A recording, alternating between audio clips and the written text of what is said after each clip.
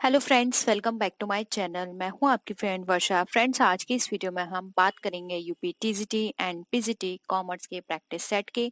आपने देखा है कि हमने इससे पहले भी बहुत सारी वीडियोस को अपलोड कर दिया है। अभी तक आपने उनको नहीं देखा है तो प्लीज एक बार जाके उनको भी देख लीजिएगा। हम लोग चैप्टर वाइज सारे प्रिपरेशंस कर रहे हैं। आज का जो हमारा टॉपिक है वो हमारा प्रॉफिट प्रायर टू इनकॉर्पोरेशन से रिलेटेड क्वेश्चंस हैं। साथ ही साथ इसमें कुछ मिसलेनियस क्वेश्चंस हैं।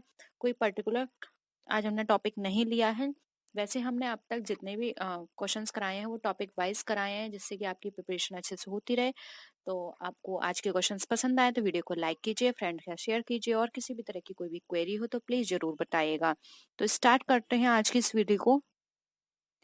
फर्स्ट क्वेश्चन है, profit prior to incorporation can be used. अब जो प्रॉफिट प्रायर टू इनकॉर्पोरेशन है वो कहाँ कहाँ यूज किया जाता है, हमें ये बताना है। ऑप्शंस हैं to writing of goodwill in completing the capital losses both A and B और none of the above।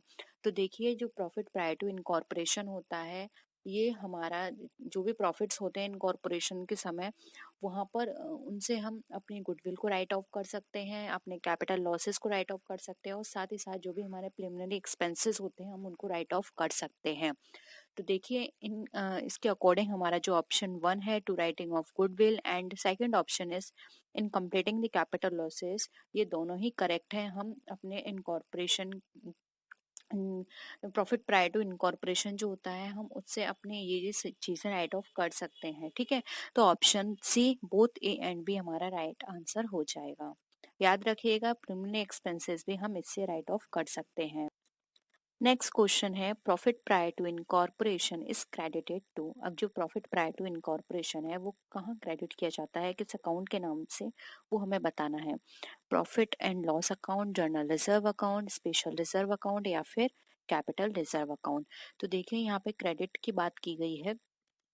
तो प्रॉफिट प्रायर टू इनकॉर्पोरेशन जो होता है वो हमारा पूंजीगत लाभ की तरह होता है। पूंजीगत लाभ का मतलब यहाँ पर है कैपिटल प्रॉफिट की तरह होता है, और इसको हम कैपिटल जो हमारा रिजर्व अकाउंट होता है उसके अंदर इसको क्रेडिट किया जाता है। तो याद रखिएगा, कैपिटल प्रॉफिट की तरह है, इसलिए हम इसको कैपिटल रिजर्व अकाउंट में करेंगे। स्पेशल रिजर्व में जो स्पेशल चीज के लिए फंड क्रिएट किए जाते हैं, सिर्फ उनको वहां पे ट्रीट किया जाता है। जर्नल रिजर्व में हम यहाँ पे प्रॉफिट प्रायर टू इनकॉर्पोरेशन को ट्रांसफर नहीं कर सकते हैं। एंड आपको प्रॉफिट एंड लॉस पता ही है, प्रॉफिट एंड लॉस अकाउंट में हम जितने भी हमारे प्रॉफिट एंड लॉस होते हैं, हमारे अगर हम बात करें इनडायरेक्ट एक्सपेंसेस की, तो वो यहाँ पर आते हैं। इसलिए यहाँ पे प्रॉफिट प्रायर टू इनकॉर्पोरेशन हमारा कैपिटल रिजर्व अकाउंट में ट्रीट किया जाता है एज अ क्रेडिट। ठीक है, नेक्स्ट क्वेश्चन पे आते हैं। Profit prior to incorporation can not be treated. अब प्रॉफिट प्रायर टू इनकॉर्पोरेशन जो है वो कहाँ पे ट्रीट नहीं किया जाएगा। By debiting it to profit and loss account, by opening a goodwill account with the loss, and third option is by debiting it to the goodwill account when some price for goodwill is paid at the time of purchasing the business, या फिर by debiting it to suspense account. अब हमें इसमें से बताना है कि क्या नहीं हो सकता। तो यहाँ पे हमने प्रॉफिट प्रायर टू इनकॉर्पोरेशन की बात कर रहे हैं, जो लॉस होता है उसमें। तो देखिए, अगर हम प्रॉफिट इनकॉर्पोरेशन के समय हमारा जो लॉस होगा, हम उसको किस तरह ट्रीट नहीं कर सकते। तो देखिए, मैंने आपको बताया था कि इसको हम profit prior to incorporation, loss prior to incorporation, ये होते हैं, ये हम कभी भी P&L अकाउंट में ट्रांसफर नहीं करते हैं। इनको हम हमेशा जो भी इनसे रिलेटेड अकाउंट्स हैं, जैसे कि राइट ऑफ के लिए हम गुडविल अकाउंट यूज करते हैं, प्रिलिमिनरी एक्सपेंसेस, कैपिटल अकाउंट, ये सारे अकाउंट हम यहाँ पर यूज करते हैं। सस्पेंस अकाउंट हो गया, इनमें हम डेबिट कर सकते हैं, लेकिन हम इसको प्रॉफिट एंड लॉस अकाउंट से ट्रीट नहीं कर सकते हैं। इसलिए यहाँ पे यही पूछा गया है कि किससे नहीं कर सकते हैं। तो राइट आंसर हो जाएगा A, by debiting it to profit and loss account. ये यहाँ पर नहीं कर सकते, जबकि हम एक गुडविल अकाउंट को ओपन कर सकते हैं लॉस के साथ।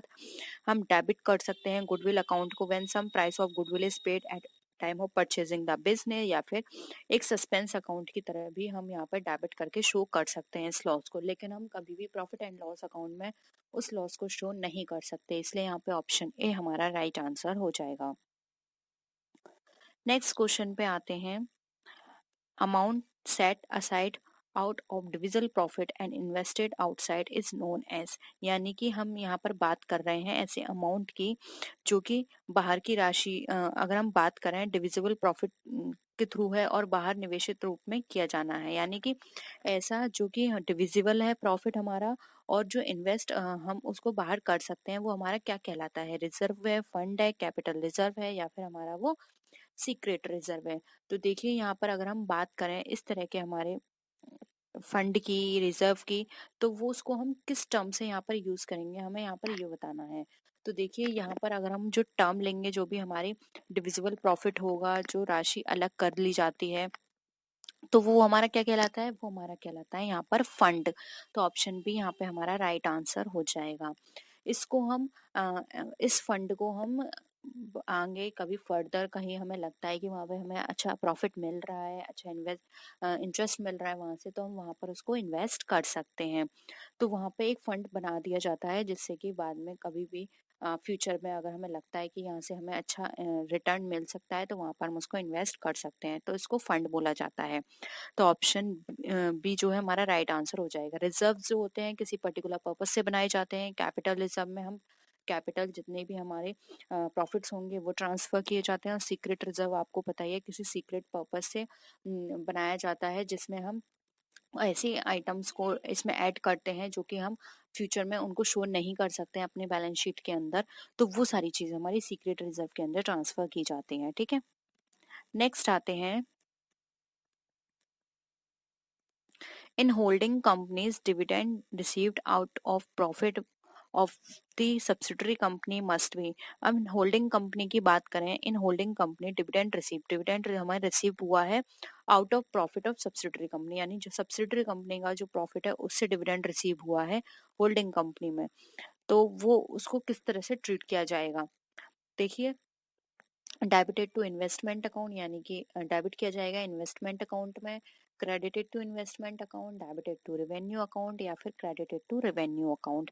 तो देखिए यहाँ पे होल्डिंग कंपनी के डिविडेंड रिसीव किया है उससे सब्सिडरी कंपनी के प्रॉफिट से, तो यहाँ पे जो भी हमारी कंपनी होगी, होल्डिंग कंपनी की जो सहायक कंपनी है, उससे इस तरह की अगर उसको उसके प्रॉफिट से उसको कोई पार्ट मिलता है, तो वो यहाँ पर हमारा एज अ क्रेडिट किया जाएगा रेवेन्यू अकाउंट के अंदर।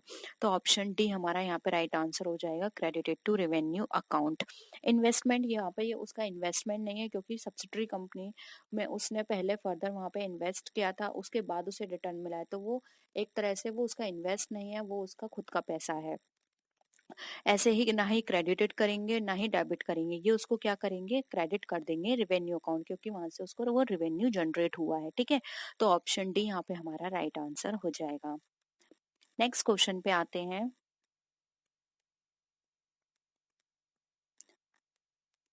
नेक्स्ट क्वेश्चन देखते हैं, single entry system is defective because under this system. अब सिंगल एंट्री सिस्टम जो है हमारे डिफेक्टिव होती है इस सिस्टम में, क्यों, क्या कारण है कि सिंगल एंट्री सिस्टम हमारी डिफेक्टिव कही जाती है। Trial balance can not be prepared, क्या इसमें ट्रायल बैलेंस प्रिपेयर नहीं किया जाता है इसीलिए। ट्रेडिंग एंड पे and account can not be prepared, balance sheet can not be prepared, या फिर all these can not be prepared. तो देखिए अगर हम बात करें सिंगल एंट्री सिस्टम की, तो आपको पता है कि सिंगल एंट्री सिस्टम में सबसे बड़ी बात क्या होती है कि इसमें जो एंट्रियां होती हैं वो सिंगल होती हैं, जबकि हमारे यहाँ जो कॉन्सेप्ट फॉलो किया जाता है, जो मेथड फॉलो किया जाता है, वो होता है हमारा डबल अकाउंटिंग सिस्टम या फिर डबल एंट्री सिस्टम, जिसके अंदर कोई भी आइटम हो उसकी एंट्रीज डबल साइड की जाती है, उसका डेबिट भी होता है और क्रेडिट भी होता है। तो सिंगल एंट्री सिस्टम में सिर्फ यही बात है कि यहाँ पर कोई भी अकाउंट इस तरह का प्रिपेयर नहीं किया जाता, फिर चाहे वो ट्रायल बैलेंस हो, ट्रेडिंग एंड पे एंड अकाउंट हो, या फिर वो बैलेंस शीट हो। इसी कारण से यहाँ पर ये हमारे डिफेक्टिव मानी जाती है। तो ऑल ऑफ दीज हमारा राइट आंसर हो जाएगा, ये अकाउंट प्रिपेयर नहीं किए जाते हैं, इसी कारण हमारी सिंगल एंट्री सिस्टम को डिफेक्टिव सिस्टम कहा जाता है। ठीक है, तो आई होप यहाँ तक आपको सारी चीजें क्लियर हैं। नेक्स्ट क्वेश्चन पे आते हैं। Del credere's commission is paid to the agent for. अब जो हमारा डेल क्रेडियर कमीशन है, डेल क्रेडियर कमीशन आप समझते होंगे, इसको अभिकर्ता को प्रतिशोध कमीशन भी कहा जाता है। ये क्यों दिया जाता है, उसके हार्ड वर्क के लिए, मीटिंग इंसिडेंटल एक्सपेंस है यानी कोई भी अचानक से कोई एक्सपेंस हो रहा है इसलिए, undertaking responsibility of payment from buyers या फिर achieving targets of sales set by the principal, जो भी प्रिंसिपल द्वारा, जो प्रिंसिपल का मतलब यहाँ पर ये है कि जो भी उसने उसका प्रधान है या हेड है, उसने जो सेट किए हैं वहां पर टारगेट बनाया है वो अचीव करने पर उसके लिए दिया जाता है। तो क्या पर्पस है कि डेल क्रेडियर कमीशन उसके एजेंट को दिया जा रहा है। तो देखिए, अगर हम डेल क्रेडियर कमीशन की बात करें तो डेल क्रेडियर कमीशन में ये इसलिए दिया जाता है कि जो भी रेस्पॉन्सिबिलिटीज हैं वो उसको ले ले, इसलिए डेल क्रेडियर कमीशन उसके एजेंट को दिया जाता है। तो यहाँ पे ऑप्शन सी हमारा राइट आंसर हो जाएगा, undertaking responsibility of payment from buyers. अब बायर से पेमेंट की पूरी रेस्पॉन्सिबिलिटी यहाँ पे एजेंट की है कि पेमेंट टाइमली आ रहा है या नहीं, ये सिर्फ एजेंट को देखना है। इससे जो भी प्रिंसिपल है या फिर जो हेड है या जो जिसका वो सामान है, जिसने उस एजेंट को रखा है, उसकी कोई वहां पर रेस्पॉन्सिबिलिटी नहीं होगी। पूरी रेस्पॉन्सिबिलिटी किसके ऊपर आ गई? एजेंट के ऊपर। इसलिए एजेंट को ये एक्स्ट्रा कमीशन दिया जाता है जिसको डेल क्रेडियर कमीशन कहा जाता है। मेन पर्पज इसका यही होता है कि प्रिंसिपल जो है वो इस जो भी रिस्क है उससे बिल्कुल फ्री हो जाए, उसको इस बात की कोई टेंशन ना हो कि पेमेंट टाइमली आ रहा है या नहीं। ये सारा काम देखना फिर एजेंट का काम हो जाएगा। ठीक है, तो यहाँ पे हमारा राइट आंसर क्या हो जाएगा? Option C. ठीक है, आई होप ये भी क्वेश्चन आपको क्लियर है, undertaking responsibility of payment from buyers. ठीक है, नेक्स्ट क्वेश्चन पे आते हैं। When company reserves part of its capital to be called up at the time of winding up, it is known as। अब हमें बताना है कि एक कंपनी है जिसकी जो उसकी कैपिटल है वो उसने वाइंड अप के लिए सुरक्षित करके रखी है कि वाइंड अप में इसका एक पार्ट हम अपनी कैपिटल का तब यूज करेंगे, तो उसको क्या कहेंगे? Reserve capital, capital reserve, uncalled capital या फिर सब्सक्राइब्ड कैपिटल।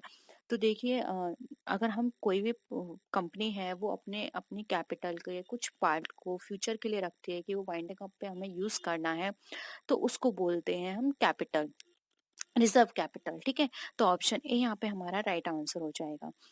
कैपिटल रिजर्व मैंने आपको बता दिया है। कैपिटल रिजर्व जो होता है वो हमारे जितने भी अगर हम बात करें जो एक्सपेंसेस होते हैं, कैपिटल लॉसेस होते हैं, उनके लिए बनाया जाता है capital reserve. Uncalled up capital हमारा ये हमारे फ्यूचर के लिए ना होके, अनकॉल्ड अप कैपिटल उस कैपिटल को बोलते हैं जो अभी तक हमने मांगी नहीं है, लेकिन इसका ये पर्पस नहीं होता कि हम इसको फ्यूचर के लिए रखेंगे। ठीक है, और सब्सक्राइब कैपिटल वो होती है जिसको हमने सब्सक्राइब कर लिया है। ठीक है, तो यहाँ पे फ्यूचर के लिए जो रखा जाता है वाइंडिंग अप के पर्पस से, वो होता है हमारा रिजर्व कैपिटल। तो आई होप ये भी क्वेश्चन आपको क्लियर है। ऑप्शन ए यहाँ पे हमारा राइट आंसर हो जाएगा। नेक्स्ट क्वेश्चन पे आते हैं। Over capitalisation can be redeem. अब ओवर कैपिटलाइजेशन जो होती है वो हमारी रिडीम की जाती है कब?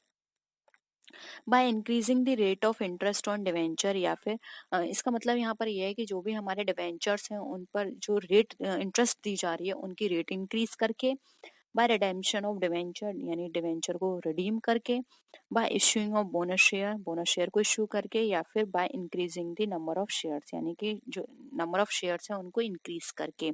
तो ओवर कैपिटलाइजेशन हम कैसे करेंगे?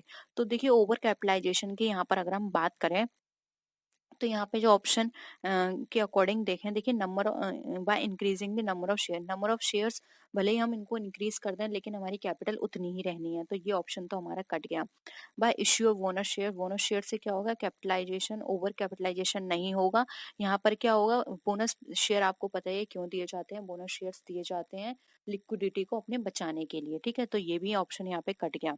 Bye increasing the rate of interest on debentures, अब यहाँ पर आप डिवेंचर्स पे इंक्रीज कर देंगे इंटरेस्ट, तो ये इससे ओवर कैपिटलाइजेशन नहीं होगा हमारा, तो ये भी ऑप्शन हमारा कट गया।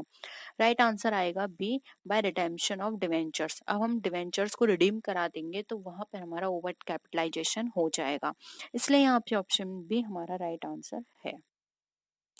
आई होप ये भी क्वेश्चन आपको क्लियर है। नेक्स्ट आते हैं प्लॉइंग बैक ऑफ प्रॉफिट पर। अब देखिए, प्लॉइंग बैक ऑफ प्रॉफिट का मतलब क्या होता है हमें ये बताना है। ऑप्शंस हैं dividend declared but not claim by shareholders, second option है non declaration of dividend in any year, यानी कि कोई डिक्लेरेशन नहीं किया है डिविडेंड का। Profit earn from illegal sources and employed in business. Fourth option है retaining the earnings of business for future expansion programme. अब देखिए यहाँ पे प्लॉइंग बैक ऑफ प्रॉफिट की बात की जा रही है, तो प्लॉइंग बैक ऑफ प्रॉफिट की यहाँ पे बात करें तो यहाँ पर फर्स्ट ऑप्शन क्या बोल रहा है, dividend declared but not claimed by share holders. तो इससे प्लॉइंग बैक का हमारा कोई मतलब नहीं निकल रहा है, यहाँ पर तो सीधे सीधे ये बताया जा रहा है कि डिविडेंड डिक्लेयर कर दिया लेकिन शेयर होल्डर्स ने नहीं लिया है। ठीक है। सेकंड ऑप्शन में बता रहा है कि उन्होंने कोई डिक्लेयर ही नहीं करा अपना डिविडेंड किसी साल, तो ये भी यहाँ पर प्लॉइंग बैक की बात नहीं कर रहा है। नेक्स्ट है profit earn from illegal source से, उसने इलीगल सोर्स से अर्न किया और उसको एम्प्लॉय कर दिया बिजनेस में, तो इससे भी हमारा प्लॉइंग बैक नहीं निकला। प्लॉइंग बैक का मेन मतलब यहाँ पर होता है कि फ्यूचर के एक्सपेंशन के लिए हम अपने जो अमाउंट है, अपना जो प्रॉफिट है उसको हम बचा कर रखें कि हमें फ्यूचर में अपने बिजनेस को इतना एक्सपेंड करना है, इतना अपना बिजनेस बढ़ाना है, इसके लिए हमें पैसे चाहिए, तो हम अभी से उस पैसे को बचा के रखें। इसको बोला जाता है प्लॉइंग बैक ऑफ प्रॉफिट, यानी कि लाभ को बचा कर चलना, लाभों का पुनर्विनियोजन करना, ये हमारा प्लॉइंग बैक ऑफ प्रॉफिट कहलाता है। इसलिए यहाँ पे ऑप्शन डी राइट आंसर होगा, retaining the earnings of business for future expansion programme, यानी कि फ्यूचर के एक्सपेंशन प्रोग्राम के लिए अपने जो भी अर्निंग्स हैं उसको रिटेन करके रखना, बचा के रखना। ठीक है, तो आई होप ये डी ऑप्शन भी आपको क्लियर है, प्लॉइंग बैक ऑफ प्रॉफिट का मतलब। ये बहुत पूछा जाता है प्लॉइंग ऑफ प्रॉफिट, तो आप इसको अच्छे से समझ लीजिए। नेक्स्ट क्वेश्चन पे आते हैं। Receipt and payment account is a summary. अब जो रिसिप्ट एंड पेमेंट अकाउंट है वो किस चीज की समरी है, आपको ये बतानी है। इनकम एंड एक्सपेंडिचर अकाउंट की, कैश बुक की, बैलेंस शीट की, या फिर बैंक अकाउंट की। तो देखिए रिसिप्ट एंड पेमेंट अकाउंट की यहाँ पे समरी की बात करें तो ये यहाँ पर हमारी किसको बताती है, कैश को। क्योंकि रिसिप्ट एंड पेमेंट अकाउंट में आपको पता है इसके अंदर ये देखते हैं, रिसिप्ट का मतलब है कि आपने कितना कैश रिसीव किया, पेमेंट का मतलब है आपने कितना पेमेंट किया, तो ये कैश बुक की समरी को बताती है। इनकम एंड एक्सपेंडिचर आप सबको पता ही है कि income and expenditure account prepare किया जाता है नॉन प्रॉफिट ऑर्गेनाइजेशन के द्वारा, जिसके अंदर ये देखते हैं कि कितनी उनके पास इनकम आई, इनकम इन द सेंस जो सब्सक्रिप्शन उनने रिसीव किया या फिर जो भी फीस उनने ली वो कितनी आई, और कितना उनका एक्सपेंडिचर हुआ। बैलेंस शीट आपको पता है प्रॉफिट ऑर्गेनाइजेशंस बनाते हैं और इसके अंदर ये देखा जाता है कि हमारी फाइनेंशियल पोजीशन कितनी है। बैंक अकाउंट आपको पता है, बैंक अकाउंट के अंदर हम बैंक से रिलेटेड सारे ट्रांजेक्शन्स को इंक्लूड करते हैं। तो यहाँ पे ऑप्शन बी कैश बुक हमारा राइट आंसर हो जाएगा। ये हमारी समरी कैश बुक की समरी होती है, जिसके हम इजीली पता कर सकते हैं कितना हमने रिसीव किया कैश और कितना हमने पेमेंट किया। ठीक है, तो आई होप ये भी आपको क्लियर है। नेक्स्ट है state which of the following statement is not correct. हमें बताना है इसमें से कौन सा स्टेटमेंट जो है वो हमारा करेक्ट नहीं है। फर्स्ट है bonus share can not be issued except out of company's profit, यानी कि बोनस शेयर्स इशू नहीं किए जा सकते अगर हम कंपनी प्रॉफिट को छोड़कर और अपने अर्निंग्स की में बात करें तो। Bonus share can be issued either at par or at premium. Only fully paid up bonus shares can be issued out of capital redemption reserve. Fourth option है हमारा bonus can be utilised for making partly paid up shares as fully paid up. तो देखिए यहाँ पे bonus shares की बात की जा रही है, जिसमें हमें बताना है कि कौन सा स्टेटमेंट सही नहीं है।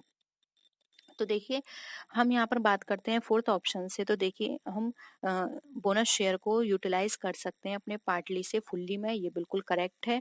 हम यहाँ से पार्टली भी कर सकते हैं और पार्टली से फुल्ली अपने कन्वर्ट कर सकते हैं। और ये भी हमारा बिल्कुल सही है कि वो जो fully paid up bonus shares हैं वो हमारे इश्यू किए जाते हैं आउट ऑफ कैपिटल से, ये भी करेक्ट है। क्योंकि इसका मेन पर्पस क्या होता है, लिक्विडिटी ना देना, तो वहां पर उस पर्पस में जो हमें अपने शेयर होल्डर्स को डिविडेंड देना होता है, तो उसकी जगह हम क्या करते हैं कि डिविडेंड देंगे, हमारे पास से कैश जाएगा, उसके बदले में हम उनको बोनस शेयर्स इशू कर देते हैं। ठीक है, तो ये भी करेक्ट है। सी बी ऑप्शन है हमारा bonus share can be issued at par और एट प्रीमियम, ये भी करेक्ट है। बोनस शेयर्स हमारे एट प्रीमियम और एट पार दोनों पे इशू किए जा सकते हैं। अब आते हैं ऑप्शन ए पर। ऑप्शन ए बोल रहा है कि bonus shares can not be issued except out of company's profit, यानी कि कंपनी के प्रॉफिट को छोड़कर हमारे बोनस शेयर्स इश्यू नहीं किए जा सकते। तो ये बिल्कुल गलत है कि कंपनी के लाभों के अतिरिक्त किसी अन्य मद से बोनस शेयर्स इश्यू नहीं किए जा सकते, ऐसा नहीं है। हम बोनस शेयर्स अतिरिक्त जो भी हमारे अर्निंग्स है उनसे भी इश्यू कर सकते हैं, ठीक है। तो ऑप्शन ए जो कि हमारा करेक्ट नहीं है, वो है आंसर ऑप्शन ए, ठीक है। बाकी बी, सी एंड डी हमारे बिल्कुल करेक्ट है, ए हमारा करेक्ट नहीं है। तो देखिए ऑप्शन ए यहाँ पे हमारा राइट आंसर हो जाएगा। I hope it is clear to all of you. तो यही थे हमारे आज के क्वेश्चंस। वीडियो कैसी लगी जरूर बताइएगा, और किसी भी तरह की कोई भी क्वेरी हो तो कमेंट सेक्शन में आप जरूर लिखिए। किसी पर्टिकुलर टॉपिक पे वीडियो चाहते हैं तो प्लीज जरूर बताइएगा, अपने फ्रेंड्स के साथ शेयर जरूर कीजिए, और चैनल को सब्सक्राइब नहीं किया तो प्लीज चैनल को सब्सक्राइब भी कर लीजिएगा। तो नेक्स्ट वीडियो में फिर मिलते हैं आपसे और विच वीडियोस के साथ। तब तक के लिए टेक केयर, बाय बाय।